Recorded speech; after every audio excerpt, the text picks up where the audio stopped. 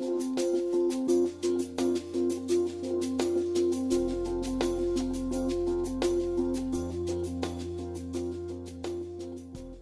get asked that question all the time, what is a street pastor, what do you do? And it might be that we're sweeping up broken glass, it might be that we're handing out flip-flops, helping folk get home safely. It's each night is different.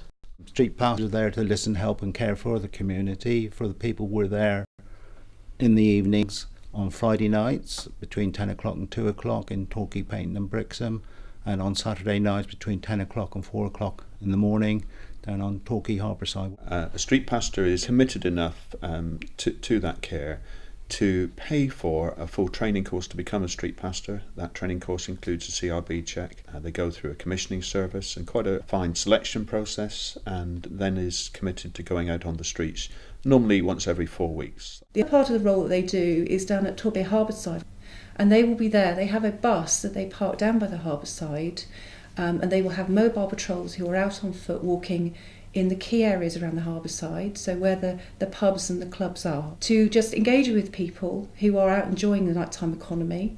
They can engage with homeless people, they can engage with all sorts of other walks of life. Often their sheer presence there will prevent incidents of antisocial behaviour or crime taking place.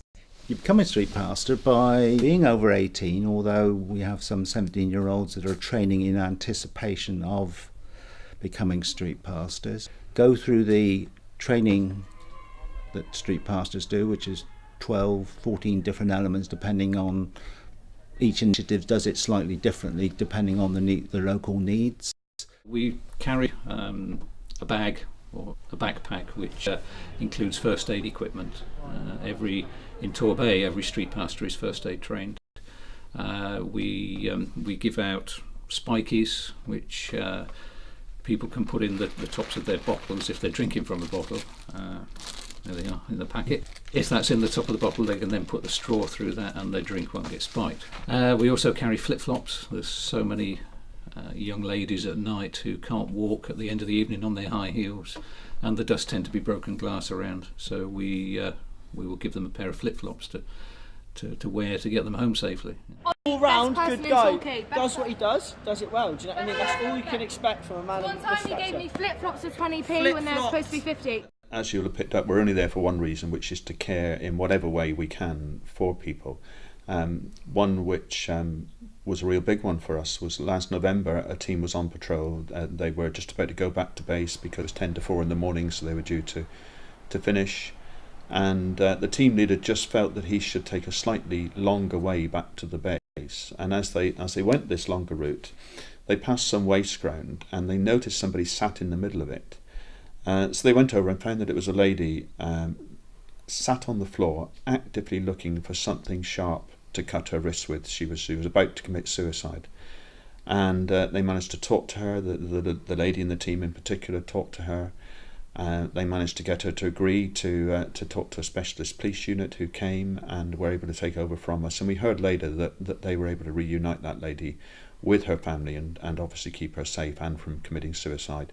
It's reported to us on a regular basis each year that the crime rate comes down considerably. The police are very pro street pastors.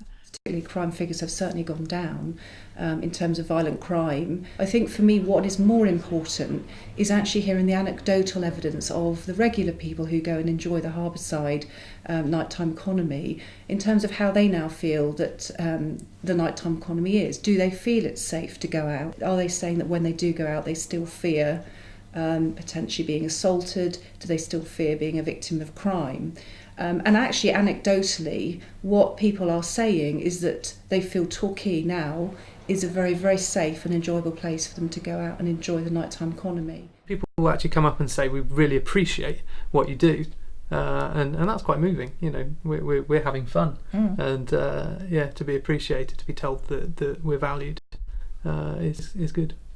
We've seen quite a few who we've helped in the past. They come up and say thank you, give us hugs and things, so that's really nice. And it will develop as the night goes on. They are regularly out till 4 o'clock in the morning, come rain or shine, come freezing cold weather, pouring with the rain, but they are there with the common purpose of caring for people, supporting people and listening to people to make sure that they have a safe and enjoyable night out in Torbay.